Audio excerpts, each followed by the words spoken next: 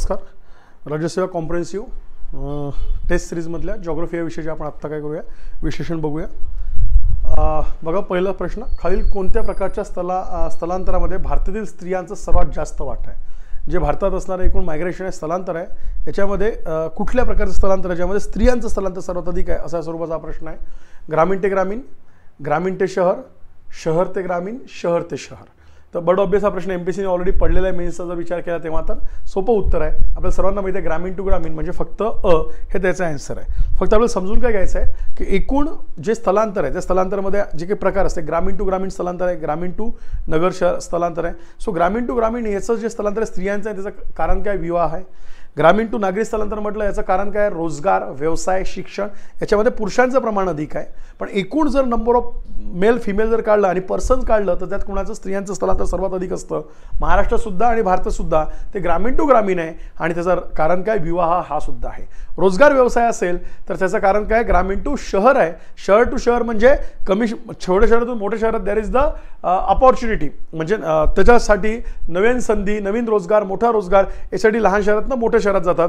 आणि याच्यातला चौथा जो जिल्हा आहे, बरोबर आहे, शहर ते ग्रामीण, हा काही शक्यतो फार कमी आहे. महाराष्ट्रात अत्यल्प प्रमाणात आहे.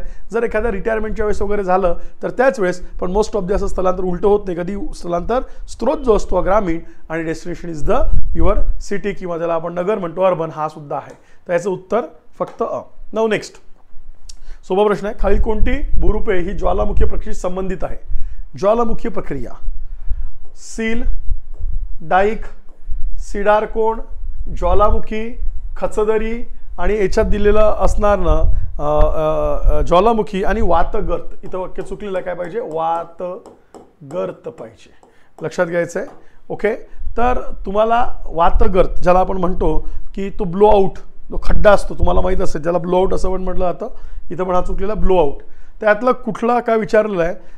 भूरूपे संबंधित आहे कशाशी? ज्वालामुखी. आपल्या सर्वांना म्हणजे सील, सील म्हणजे आडव्या स्वरूपात जेव्हा अंतर्गत, ज्याला मी इंट्रसिव्ह रॉक असं म्हणतो, अंतर्गत अग्निजन्य खडक, हा अंतर्गत अग्निजन्य खडकाचा काय तो प्रकार येतो. ज्यावेळेस लावारस आडव्या भेगांमध्ये जाऊन साचतो त्यावेळेस त्याला आम्ही सील किंवा शीट असं म्हणतो. सील म्हणजे कमी याचा, जाड्या याचा थराचा, शीट म्हणजे कमी थराचा. सो आहे डाईक, उभ्या भेगांमध्ये लावारस जाऊन साचतो, अंतर्गत अग्निजन्य खडकाचाच प्रकार आहे, तो हाही ज्वालामुखीचा आहे. सीडर कोन, तुम्हाला सर्वांना माहीत आहे की हा कोन ज्यावेळेस लावारस वर येतो आणि याच्यातनं राखेचं प्रमाण अधिक असतं, पण हा ज्वालामुखीचा मुळे होणारा सीडर कोन, ज्वालामुख ज्याला म्हणतो आपण, तसा असणारा कोन, शंकू, तो पण ज्वालामुखीचा आहे. खचदरी हा संबंध नाही. खचदरी हा टेन्शनल फोर्सेस, अंतर्गत शक्ती, पण ताण याच्यापासून निर्माण होतो. आणि वातगर्त हा वाऱ्यामुळे, वाऱ्याच्या अपक्षरण कार्यामुळे जो खड्डा, सांबर सरोवर आपण असे एक्झाम्पल बघितले होते. कतारा हा जगातला सर्वात मोठा खड्डा आहे. वातगर्त ब्लो आउट, ती वाळू वाहून नेली जाते. तो तुम्हाला लक्षात घ्यायचं. हे दोन त्याच्याशी संबंधित नाही आहे, वरचे चार. सो आन्सर इज अ, ब, क, ड. Is it clear? हा पॉईंट लक्षात ठेवा. नाऊ नेक्स्ट, पुढचा प्रश्न. खालीलपैकी कोणते वैशिष्ट्य उष्णकटिबंधीय सवाना, गेल्या टेस्टमध्ये पडलेला प्रश्न होता, त्यातला एक फिरून प्रश्न विचारला, सवाना विभागाशी निगडीत आहे? टॉल ग्रासलँड वगैरे आपण त्याला म्हटलं होतं. वर्षभर अधिक पर्जन्य, फक्त हिवाळ्यात अधिक पर्जन्य, खूप कमी कोरडा ऋतू, निश्चित कोरडा आणि पर्जन्य काळ, असे 4 ऑप्शन्स दिले. तर सवानाचं एक्झाम्पल लक्षात घ्यायचं, महाराष्ट्र पठार. काय लक्षात घ्या? निश्चित कोरडा काळ असतो, निश्चित पर्जन्य असतो, असा जो प्रदेश आहे त्याला सवाना म्हटलं जातं. हा सुद्धा लक्षात घ्यायचा. मागच्या टेस्टचं डिस्कशन बघितलं असेल, त्यात थोडंसं विश्लेषण केलेलंच आहे. किंवा सवाना म्हणजे खूप अधिक पाऊस पण नाही, खूप कमी पाऊस पण नाही. टॉल ग्रासलँड असतो. सवाना प्रदेश म्हणजे आपल्या कर्कवृत्ताच्या खालचा असणारा पठाराचा भाग बराचसा याच्यात येतो. भारताचा विचार केला, महाराष्ट्राचा भाग येतो पठाराचा, किंवा आफ्रिकेचा भाग येतो ज्याला सवाना म्हटलं जातं, ग्रासलँड. असा भाग जो तुमचा उपोष्णकटिबंधीय किंवा उष्णकटिबंधीच्या प्रदेशातला असणारा हा भाग असतो. निश्चित कोरडा आणि वर्षभर अधिक पर्जन्य जर असतं तर ते तुमचं आपल्या याच्यात गेलं असतं, विषुववृत्तीय प्रदेशात. फक्त हिवाळ्यात अधिक पर्जन्य असलं तर आपल्या भारतातला बघितलं आला तर कोरोमंडल कोस्टेल. खूप कमी कोरडा ऋतू असेल तर हा कोकणाचा भाग ज्याला आम्ही म्हणतो, तो AF वगैरे आपण जे कोपेनचं बघितलं होतं त्याच्यातला भाग आहे. So answer is the 4. आता बघा, थोडासा कन्सेप्च्युअल प्रश्न टाकण्याचा प्रयत्न केला आहे. वातावरणातील तापमान आणि दाब यांच्या संबंधाविषयी खाली विधान विचार केला. मग तापमान आणि दाबचं पहिले तुम्हाला कन्सेप्ट क्लिअर पाहिजे. तापमान आणि दाब इट्स अ इन्व्हर्स रिलेशन. ज्यावेळेस तापमान वाढतं दाब कमी होतं, ज्यावेळेस तापमान कमी होतं दाब वाढतं. हे क्लिअर पाहिजे आणि मग त्याच्याशी संबंधित असणारे स्टेटमेंट्स आपले क्लिअर होणार आहे. जेव्हा हवा आकुंचन पावते तेव्हा तापमानात घट दाबात वाढ होते. आता आकुंचन कधी पावेल हे पण सिंपल वाक्य सांगितलं होतं. कुठल्याही पदार्थाला उष्णता दिली असता त्या पदार्थाला काय होतं, प्रसरण पावतो. तशी हवा पण प्रसरण पावणार ना.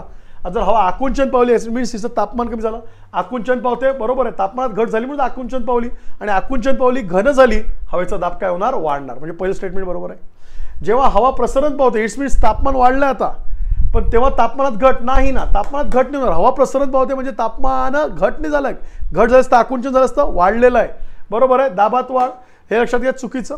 जेव्हा हवा तापते तेव्हा प्रसरण पावते, बरोबर आहे, आम्हालाही माहिती आहे. हवेचा दाब कमी होतो, प्रसरण पावली हलकी झाली, दूर गेली, हवेचा दाब काय झाला, कमी झाला, हेही बरोबर. आणि त्यानंतर जेव्हा थंड होते त्यावेळेस हवेचा दाब वाढतो, कारण की घन होते, आकुंचन पावते, तापमानात घट असते तेव्हाच थंड होतो. असे 3 स्टेटमेंट फिरून विचारलेले आहे.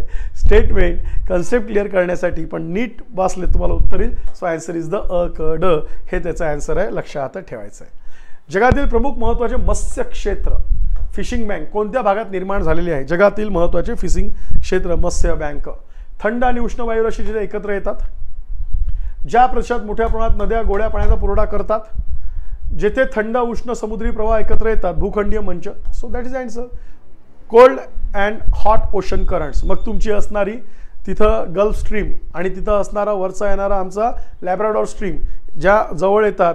तुम्हाला माहिती आहे न्यू फाउंडलँड कुठं, अमेरिकेजवळ फ्लोरिडाजवळ, किंवा जपानजवळ सुंदालँड वरच्या साईडनी असणार जपानच्या, तिथं पण काय करतात, हॉट आणि कोल्ड इथं येतात. क्युरोशिवा आहे, क्युराईल आणि क्युरोशिवा प्रवाह आपण बघितले होते, हे इथं येतात. तर तिथंच फिशिंग बँक्स असतात. हा पण पॉईंट लक्षात घ्या. नंतरचा प्रश्न, खालील भौगोलिक स्पष्टीकरण कुठल्या भागाचं आहे? दीर्घ आणि तीव्र हिवाळा लक्षात घ्यायचं आहे. ओके, तुम्हाला हे करायचं आहे. सूचीपर्णी वृक्ष आणि मृदुपर्णी वृक्ष, कमी जैविकता, सूचीपर्णी कॉनिफेरस, मोठ्या आकाराचे शाकाहारी प्राणी, हे वर्णन भौगोलिक कुठल्या भागातलं आहे? कुठल्या भागात या स्वरूपाची वने आढळतात हे आपल्याला बघायचं आहे. ते सांगू शकाल? मी सांगतोय तैगा जीवनसंहिता. आता तैगा म्हणजे काय, जस्ट इथे डिफाईन करून देतो. तैगा म्हणजे काय, तुम्हाला विषुववृत्त माहीत आहे, हा कर्कवृत्त माहीत आहे.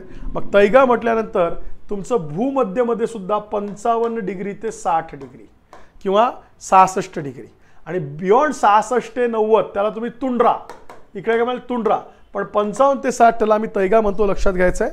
जिथं तिथलं लाकूड तोडी हा तिथला मेन उद्योग असतो. कॉनिफेरस आणि सॉफ्ट ज्याला म्हणतो आपण, ते वूड्स तिथं आढळतात.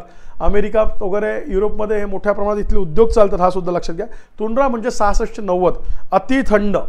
तिथं मासेमारी हा एकमेव उद्योग असू शकतो, बाकीचे नसतात. पण लाकूड तोडी हा टेम्परेचर कुठलं असेल इथलं तर 15 ते 20 डिग्री सेल्सिअस वर्षभर असतं. आणि तुम्ही तैगा म्हटलं 10 डिग्री आयदर बिलो असतं, दॅट इज अ टुंड्रा. बाकी तुम्हाला भूमध्य माहीत आहे. सेल्वास म्हणजेच काय, दाट वनांचा विषुवृत्तीय प्रदेश, घनदाट ॲमेझॉन लक्षात घ्या. उष्णकटिबंधीय सवाना माहीत आहे, टॉल ग्रासलँड. मग हे 4 ऑप्शन्स बाकीच तुम्हाला माहीत आहे. पण तैगा आणि तुंड्रामध्ये कन्फ्यूज होऊ नका. पहिले तैगा येईल आणि मग तुंड्रा. तुंड्रा अति थंड लक्षात घ्या. तैगा हा 55 ते साधारणतः 65 किंवा 66 मधला भाग, त्याला तैगा म्हटलं जातं. इथं ग्रासलँड थोडी आहे, ज्याला आपण स्टेपी टाईपचं म्हणतो, पण कॉनिफेरस आणि सॉफ्ट असणारे सूचीपर्णी वृक्ष आणि मृदुपर्णी वृक्ष मोठ्या इथं असतात. शाकाहारी प्राणी आणि जैविकता कमीच असणार आहे, फक्त दीर्घ आणि तीव्र हिवाळे असतात. नाव नेक्स्ट, विकसित राष्ट्रामध्ये लोकसंख्येविषयी कोणत्या समस्या अनुभवास येतात? विकसित राष्ट्रामध्ये लक्षात घ्यायचं आहे, डेव्हलप कंट्रीज. अधिक वयाची लोकसंख्या, बरोबर आहे. विकसित झालेल्या लोकांमध्ये अधिक, विकसनशीलमध्ये कमी वयाची कार्यकारी, फॉर एक्झाम्पल भारत. सो हे बरोबर आहे. कमी कार्यकारी लोकसंख्या म्हणजे आता अधिक वयाची लोकसंख्या हे कमी कार्यकारी, हे पण बरोबर असणार. कार्यकारी घटली ना, भारतात अधिक वयाची लोकसंख्याच कमी आहे म्हणून कार्यकारी जास्त आहे. लक्षात घ्यायचं आहे. 14 ते आपण त्याला म्हणतो, किंवा 15 ते 59 किंवा 65 असं आपण त्याला कार्यकारी म्हणतो. 15 ते 59 मध्ये. ग्रामीण लोकसंख्येत घट, इथं ग्रामीण लोकसंख्येत घट असते, कारण अर्बनायझेशन जास्त स्ट्रॉंग असतं विकसित असल्यामुळे, हे पण बरोबर आहे. आणि एकंदर दैनिक जीवन दर्जा कमी होत जाते, कमी होत जात नाही, वाढत जातो. सो अ ब क हे त्याचे स्टेटमेंट आहे. सिंपल अंडरस्टँडिंग बेस्ड प्रश्न आहे, फार कठीण नाही आहे. हा सुद्धा भाग इथं लक्षात घेऊया. नाव पुढचा प्रश्न, खाली त्यांनी विचार केला, भारतात वृक्षारोपण शेतीची सुरुवात इंग्रजांनी केली. That is the tree plantation. Okay, कापूस हे पीक सर्वप्रथम सिंधू खोऱ्यात घेण्यास सुरुवात झाली. भारतातलं कापूस हे पीक, जरी आता आपण काळ्या मातीतलं वगैरे म्हणतो, आपल्या पठारावर असं आहे, पण सगळ्यात पहिले सिंधू खोऱ्यात घेतलं गेलं का? आणि आंध्र प्रदेश राज्यात भारताच्या तांदूळाचे कोठार असं म्हटलं जातं. असे इथं प्रश्न दिलेले आहे. आणि आपल्याला विचारण्यात आलेलं आहे की कुठलं अयोग्य विधान कोणतं आहे? अयोग्य विधान कुठले आहे ते लक्षात घ्यायचं. सॉरी, अयोग्य विधान कुठलंच नाही. भारतात वृक्षारोपण, यस. ट्री प्लांटेशन म्हणजे मग तुमचं टी असेल, रबर असेल, कॉफी असेल, हे इंग्रजांनी सुरुवात केली.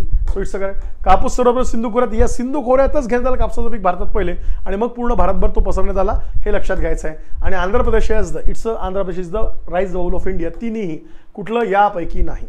सर्व विधान काय बरोबर घ्या, तुम्हाला अयोग्य विचारलं होतं, हा पण पॉईंट लक्षात घेऊया. नाउ नेक्स्ट, खालीलपैकी कोणत्या प्रदेशात प्रवाळ मोठ्या प्रमाणात निर्माण झाली आहे? कोरल रीफ्स कुठल्या प्रदेशात मोठ्या प्रमाणात निर्माण झाली आहे ते आपल्याला लक्षात घ्यायचं आहे. बड ऑब्वियस अंदमान निकोबार आहे का? प्रवाळ म्हणजेच कॅल्शियम कार्बोनेट, ते कीटक आहे, त्याच्या पाठीपासून ते संचयन झालं की ते प्रवाळ बेटे तयार होतात किंवा प्रवाळ भाग तयार होतो. कच्छच्या आखात इथं सुद्धा आहे, मन्नारच्या आखात इथं सुद्धा आहे, सुंदरबनमध्ये नाही आहे, लक्षात घ्यायचं आहे. अ ब क. सुंदरबनमध्ये का नाही आहे? सुंदरबनाचं तापमान थोडंसं अधिक आहे, तिथं गोळ्या पाण्याचं प्रमाण आणि तिथं असणार आहे, तिथं फ्लक्स नाही झालेले आहे, हा लक्षात घ्यायचा आहे. बाकीच्या जागी आपल्या इथं म्हणजे लक्षद्वीप बेट तर मेन बेट आहे, पण त्याच्या व्यतिरिक्त बाकी जागी सुद्धा लक्षात ठेवायचं, तिथं पण काय आहे मोठ्या प्रमाणात, हा पॉईंट लक्षात ठेवायचा आहे. नाउ नेक्स्ट, सोपे प्रश्न आहे. कार्डामम टेकड्या, कैमूर टेकड्या, महादेव टेकड्या, मिकी टेकड्या. प्रदेश विचारले कुठल्या टेकड्या कुठे आहे, योग्य जोड्या लावायच्या आहे. कुठं आहे? योग्य जोड्या लावायचा आहे, हा पण भाग इथं लक्षात घ्यायचा आहे. बघा, योग्य जोड्या लावायचे. मग आता याच्यात तुम्हाला सर्वांना माहिती आहे कार्डामम टेकड्या, काय संबंध कार्डामम टेकड्याचा इकडे कोणाशी असणार आहे? तुमच्या कोरोमंडलची. कार्डामम टेकड्या कुठे आहे? दक्षिणेकडे आहे, त्यालाच इल्लामलाई टेकड्या असंही म्हणतात. कुठला? कार्डममला. ते कुठे आहे? तुमच्या दक्षिणेकडे, कर्नाटक, केरळमध्ये, खाली तमिळनाडूमध्ये अगस्तमलाई वगैरे पहाड आहे, शबरीमाला तिथं आहे, म्हणजे हे चुकलेलं आहे. कोरोमंडल म्हणजे पूर्व किनारा, हा भाग एक लक्षात घ्यायचा आहे. त्यानंतर कैमूर टेकड्या, कोकण, काहीच संबंध नाही. कैमूर कुठे आहे? कैमूर भाडमेर, विंध्य पर्वताचं एक्सटेन्शन आहे बिहारपर्यंतचं, दॅट इज द कैमूर, बरोबर आहे, त्यामुळे हे चुकलं आहे. महादेव टेकड्या मध्य भारत, बरोबर आहे. महादेव टेकड्या MP, सातपुडाचं एक्सटेन्शन MP मध्ये, त्याला आम्ही महादेव म्हणतो, इट्स करेक्ट. मिकीर टेकड्या उत्तर पूर्व भारत, मिकीर बरोबर आहे. जे आमच्या शिवलीच्या मिकीर, डापला, अबोर, मिरी असं मिश्मी अशी जी नावं दिली आहे, सो मिकीर उत्तर पूर्व, नॉर्थ ईस्ट, C आणि D हे उत्तर आहे, क आणि ड. नाउ नेक्स्ट, खालीलपैकी कोणत्या औद्योगिक प्रकारासाठी भारतात सर्वात अधिक पाणी वापर केला जातो? सर्वात अधिक पाणी वापर केला जातो, याचा आन्सर काय असेल तर औष्णिक ऊर्जा, लक्षात घ्यायचं. Thermal power energy. कशासाठी? इट्स अ कूलिंग, कारण की वाफ जनरेट होते, त्यासाठी कूलिंग तयार केलं जातं.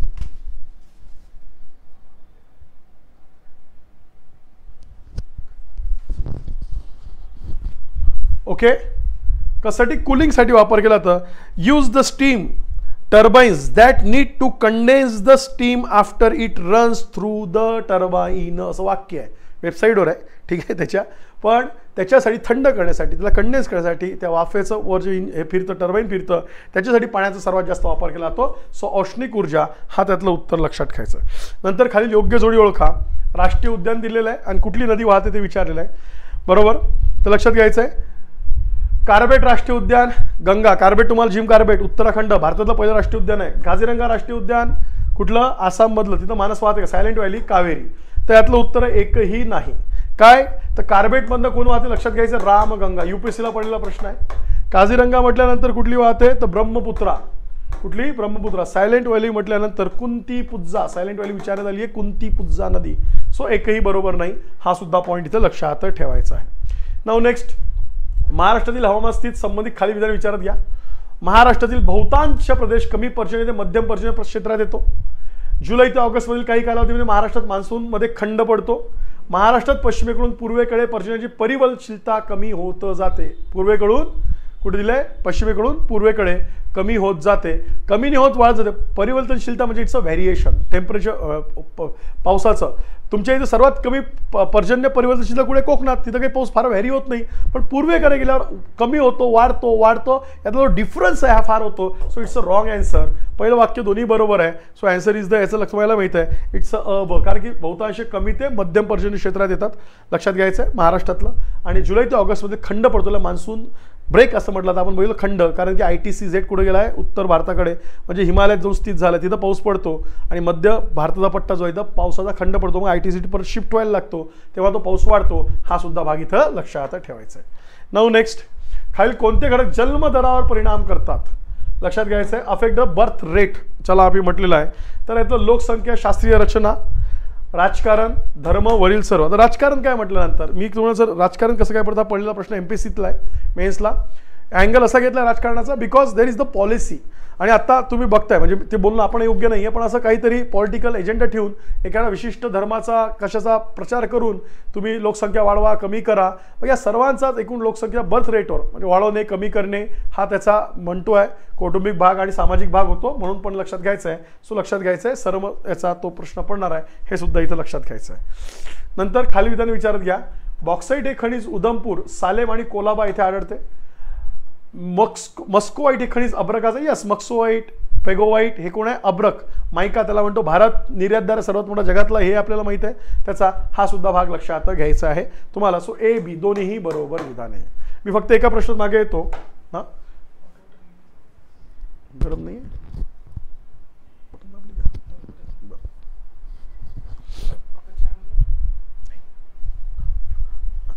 सो हा एक भाग लक्षात घ्यायचा आहे.